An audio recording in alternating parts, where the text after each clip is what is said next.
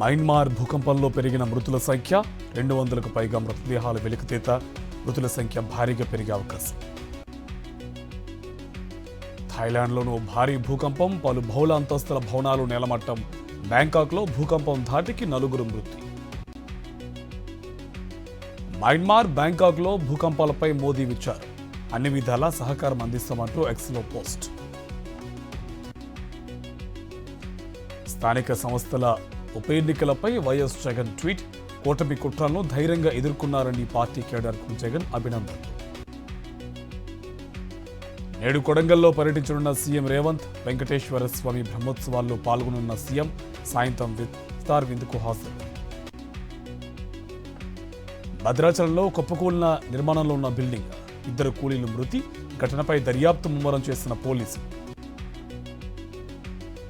విజయవాడలో ముస్లింలు శాంతియుత ర్యాలీ. వక్ఫ్ బోర్డు సవరణ బిల్లుకు వ్యతిరేకంగా నిరసన. ఏపీలో ప్రజాధనం లాయర్ల పాలు. న్యాయవాది సిద్ధార్థ లూత్రాకు 2.86 కోట్లు చెల్లించిన కూటమి సర్కార్. ఢిల్లీ హైకోర్టు జడ్జి యశ్వంత్ వర్మను బదిలీకి కేంద్రం ఆమోదం. అలహాబాద్ హైకోర్టుకు ట్రాన్స్ఫర్ చేసేందుకు గ్రీన్ సిగ్నల్. హోటళ్లు, రెస్టారెంట్లలో సర్వీస్ ఛార్జ్ వసూలుపై ఢిల్లీ హైకోర్టు ఆదేశాలు. ఆహార బిల్లులో సర్వీస్ ఛార్జీలను కలిపి వసూలు చేస్తుండడంపై ఆగ్రహం.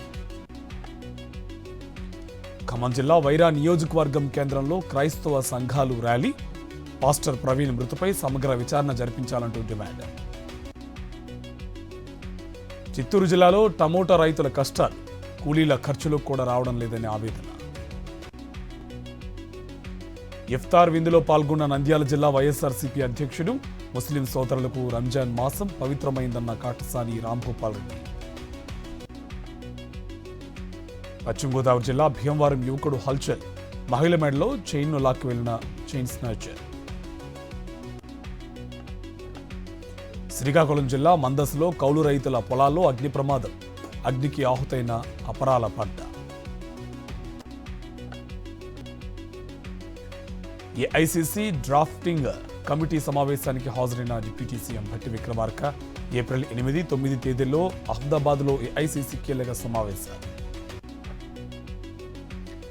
సంగారెడ్డి జిల్లా జోగిపేటలో ఇఫ్తార్ విందుకు హాజరైన మంత్రి దామోదర్ రాజనరసింహ. రంజాన్ మత సామరస్యానికి ప్రతీక అంటూ కొనియాడిన మంత్రి. జగిత్యాల జిల్లా కోరుట్లలో సినీ ఫక్కీలో చోరీ.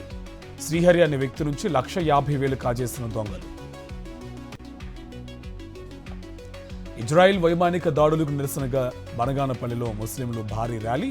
పాలస్తీనియన్లకు సంఘీభావంగా ప్రత్యేక ప్రార్థనలు.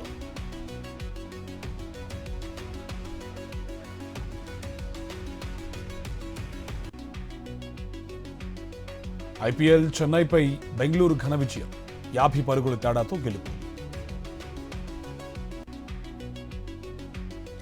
ఐపీఎల్లో నేడు గుజరాత్ వర్సెస్ ముంబై మ్యాచ్. అహ్మదాబాద్ వేదికగా రాత్రి 7:30 ఇరు జట్ల మధ్య పోరు.